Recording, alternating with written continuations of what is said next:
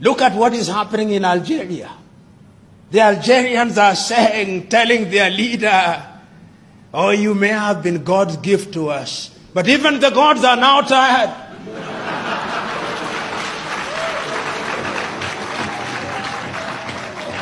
And it's not only in Algeria that they are saying that. In Sudan, they are telling the Sudan, we know that you may have been God's gift, but the gods now want you. In South Sudan, which has been at ease for a long time, just this weekend, the two leaders have now recognized that the matter is very spiritual. They have gone to the Vatican for a spiritual retreat. Things are beginning to get serious.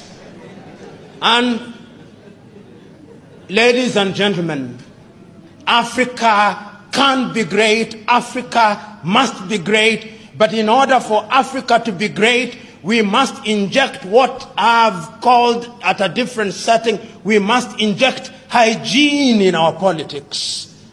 And there is something to learn from every civilization. One of the things that we can learn from the Western countries, which is positive, is that to a large extent they have now made competition in their political arena a competition of ideas.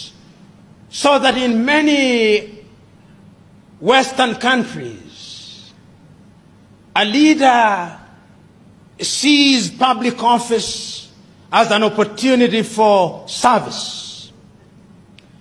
So that when there is a vote in the United Kingdom as to whether they should leave or not, and they vote to leave, the young David Cameron leaves office.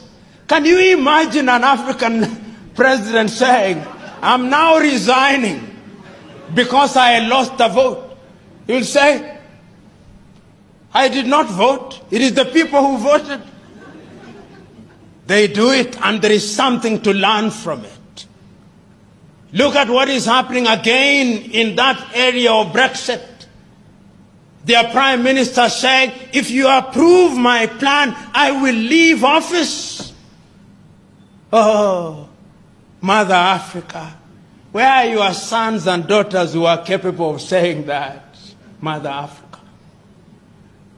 We can learn from the West. That is a competition of ideas. Go to countries such as the Netherlands. The prime minister rides to work. Oh, Africa. If you should see the convoy of an African minister, not a president, I'm not touching the presidents. The presidents are in a different world. The African minister.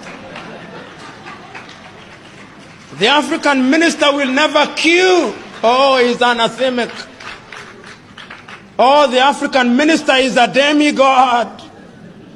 Oh, Africa. The African counselor in your rural home, when they go to churches, not even if it is not their denomination, they saunter to the front seats. And even our latter-day clergymen will invite them to share their wisdom with the people, even if we know that they are village fools.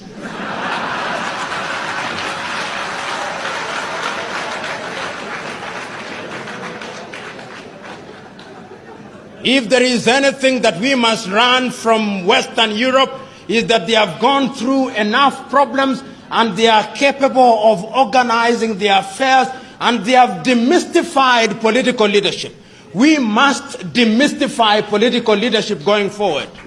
And once we do that, and I think we can do it because I can now begin to see something happening in Africa, young Africans are beginning to ask searching questions.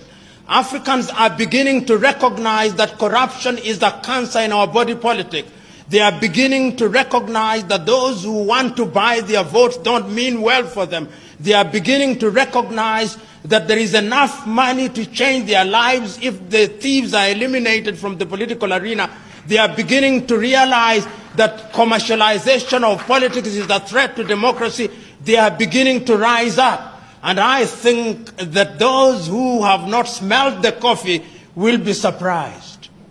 They will be surprised when the ground moves from under their feet.